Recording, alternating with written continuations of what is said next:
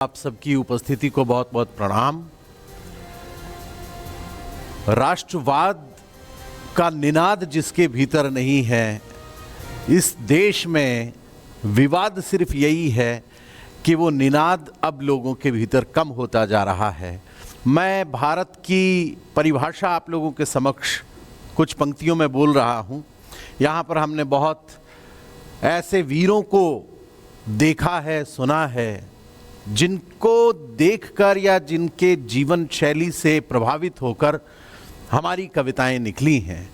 मैं केवल एक बात कहना चाहता हूं आप लोगों के बीच। आप थोड़ा थक गए हैं, सुबह से बैठे हैं, मुझे लग रहा है कि आप थके हुए हैं, लेकिन एक बात मैं बोलूँगा, उसके बाद में आपकी थकान अगर दूर हो जाए, आप में जोश आ जाए, आप में उत्साह आ जाए, तो फिर थोड़ा उत्साह मुझे दीजिएगा। उसके बाद में 15-20 मिनट, आधा घंटा मैं उत्साह के उस शिखर पर आपको लेके जाऊंगा जिन शिखरों पर ये रणवीर, ये सैनिक अपना फर्ज निभाते हुए वीर गति को प्राप्त हुए हैं। मैं निवेदन केवल ये करना चाहता हूं कि अपने डॉलर की शक्ति पर चलता होगा अमेरिका, अपने आविष्कारों की शक्ति पर चलते होंगे जापान और जर्मनी, अपनी बंदूकों की नालों की शक्ति के आधार पर चलते होंगे ईरान, इराक और सीरिया, अपने घटिया उत्पादों की शक्ति के आधार पर चलता होगा चाइना, पर पूरी दुनिया में अकेला मुल्क है आपका मेरा भारत, जो आज भी अपनी संस्कृति और संस्कार की शक्ति पर चलता है। और ये भारत सिर्फ ये है। भारत के लिए केवल ये कहना चाहता हूं, राष्ट्रवाद की बात हो रही है। राष्ट्रवाद इस भारत में कहां कहां पर है, और ये भारत का जो वांग्मय है, भारत की जो संस्कृति है, ये कितनी राष्ट्रवादी है। ये पंक्तियां आप लोगों का सीना चौड़ा कर दे तो फिर मुझे बताइएगा कि गंगा यमुना की जलधारा हम प्रण है अटल हिमालय के, गंगा यमुना की जलधारा हम प्रण है अटल हिमालय के, प्राची से उठती शंख ध्वनि हम पूज्य तत्व देवालय के, ज्ञान पुंज के धारक हम इस वसुधा के आभूषण हैं, हम सौम्य रहे और शौर्य बने हमसे ही विभूषित कण कण हैं, हम 57 की तलवारों का चमचम करता आलोक बने, हम हल्दी घाटी में राणा के भाले की नोक बने, हम गीत बने, संगीत बने, छंदों के गहरे शब्द बने, सिद्धांत शून्य का देकर के इस सृष्टि के प्रारब्ध बने, हम उपनिषदों के उच्चारक, गीता का कर्मवाद हम हैं, प्रलयंकर के डमरू से निकले हुए निनाद हम हैं, राम कृष्ण ब्रह्मा महेश हम महावीर व बुद्ध बने, हम दधीच जैसे दानी, हम दुर्वासा से क्रुद्ध बने, और समय धरातल पर अपनी यह धारा सदा बहेगी। सुनो हमारी संस्कृति तो जग में अमर रहेगी, और नहीं बुझी अपनी ज्वाला, बुझ गए बुझाने वाले, अपनी हस्ती तो मिटी नहीं, मिट गए मिटाने वाले। तालियां थोड़ी कम हैं आपकी। मिट गए मिटाने वाले। यहां पर हमारे जो भारतीय सेना से जितने भी वीर आए हैं, आदरणीय बत्रा साहब, आपने एक बात कही कि 2 बत्रा वहां पर होने चाहिए थे, पर एक बत्रा आज दूसरे बत्रा की कहानी सुना रहा है। मैं केवल एक ही बात कहना चाहता हूं कि राम की कहानी अगर लक्ष्मण सुनाए तो ज़्यादा प्रभावी हो जाती है। शायद इसीलिए आप हमारे बीच में हैं। मैं आपको बहुत शुभकामना देता हूं। आदरणीय योगेंद्र भाई साहब के साथ तो कई बार मंचों पर रहा भी हूं। निवेदन केवल ये करना चाहता हूं कि जिस मुल्क की बातें आपने और हमने तमाम लोगों ने मिलकर की, भारत का यह जो तिरंगा है ये कितना महत्वपूर्ण है, इस तिरंगे की ताकत अभी हमने देखी। जिन्ना के बच्चों बच नहीं पाते यूक्रेन में। मैं केवल 2 पंक्तियां कहूंगा, और उसके बाद में अगर आप में खून है तो मेरा दावा है कि उसमें उबाल पैदा हो जाएगा। मैं ऐसी देशभक्ति नहीं करता जिसको सुनकर आपको अपने राष्ट्र पर शर्मिंदगी महसूस हो।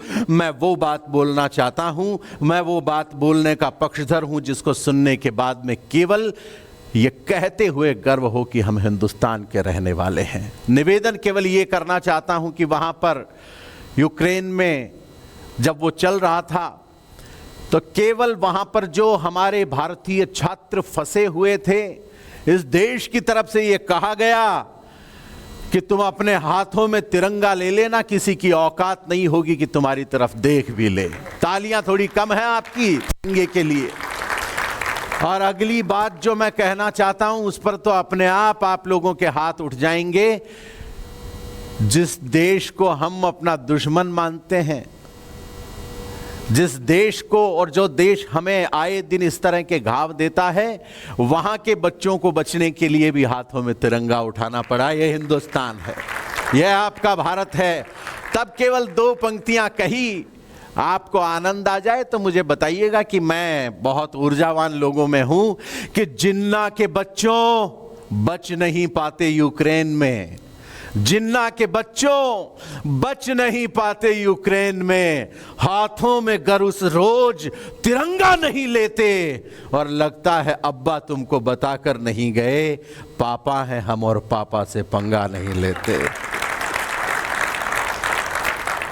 पाकिस्तान कहता है, अर्नब सर, पाकिस्तान अक्सर कहता है कि ये सूफियों का देश है। हमें राम जाने कुछ और सुनाई देता है। सूफियों का देश है, सूफियों का देश है। लेकिन 2 पंक्तियां मैंने कही, उसके बाद में यहां पर हमने अभी ईशान्या जी को सुना, उस वीरांगना की उपस्थिति यहां पर है, उन पर भी एक कविता मैं पूरे पहलगाम पर भी पढ़ूंगा। लेकिन 2 पंक्तियां कहना चाहता हूं आपके बीच। वो जब कहता है कि ये सूफियों का देश है, तब हमने केवल 2 पंक्तियां भारत की बेटी के लिए कही कि बेटों की बारी है बाकी बेटियां भारी पड़ी, बेटों की बारी है बाकी बेटियां भारी पड़ी, सूफियों तुम पर हमारी सौफिया भारी पड़ी। ये भारत है, ये भारत का राष्ट्रवाद है जिसे हम लोग जीते हैं। ऑपरेशन सिंदूर के वक्त हमने जो देखा, जो महसूस किया है, मैं सुनाता हूं आपको कुछ कविताएं। आप लोगों का सुनने का मन हो तो एक बार शोर और तालियां कर दीजिए ताकि मुझे लगे मैं जिंदा लोगों में खड़ा हूं। बहुत धन्यवाद। कि कोने में छिपा हुआ सा हाफिज सईद बोला तौबा तौबा तैयबा हम बेसहारे हो गए। ऑपरेशन सिंदूर के वक्त जो हुआ था, जो दृश्य हमने देखे, उस पर एक दृश्य आपको दिखा रहा हूं। आपको जोश आए तो मुझे बताइएगा। कि कोने में छुपा हुआ सा हाफिज सईद बोला तौबा तौबा तैयबा हम बेसहारे हो गए, और जिन चीनियों की दोस्ती पे था घमंड तुम्हें हाथ छोड़ कर के वो भी किनारे हो गए, जिन चीनियों की दोस्ती पे था। दूसरी पंक्ति पर तालियां बज गई तो चौथी पंक्ति में तो विस्फोट हो जाएगा। यहां पर सुना रहा हूं, सुन लीजिएगा।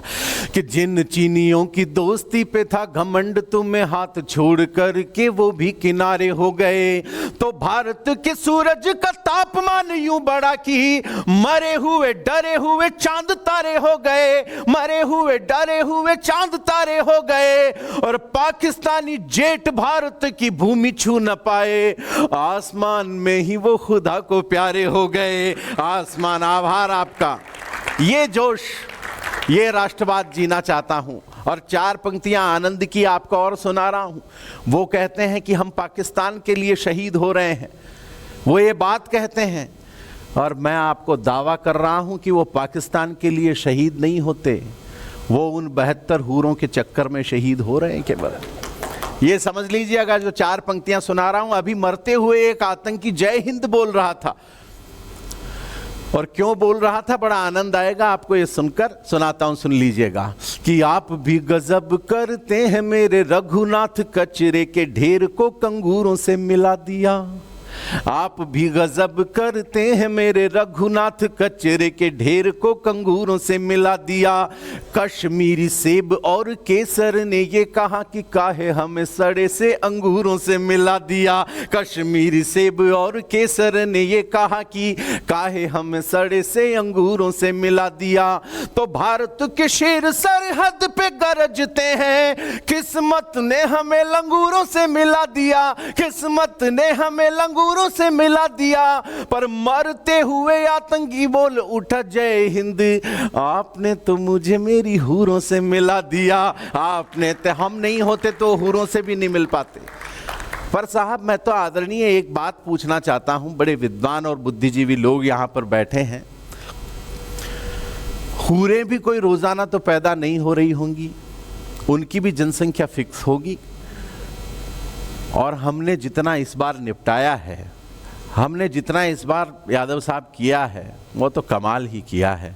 उसके बाद जो जन्नत में हुआ वो नज़ारा 4 पंक्तियों में बता रहा हूँ, और ये दावा करता हूँ कि यहाँ पर बैठे हुए हर आदमी के हाथ आसमान में उठ जाएंगे इन 4 पंक्तियों को सुनकर। जो समझ में आ गया तो निवेदन करना चाहता हूं आपके बीच, सुन लीजिएगा कि पहले तो चुपचाप भोला भाला भारत था, देश राग अब सुर ताल पे चली गई।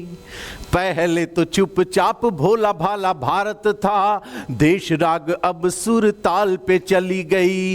रोटी छोड़ आटा भी नसीब नहीं हो रहा है, इकोनॉमी तेरी किस हाल पे चली गई। रोटी छोड़ आटा भी नसीब नहीं हो रहा है, इकोनॉमी तेरी किस हाल में चली गई। तो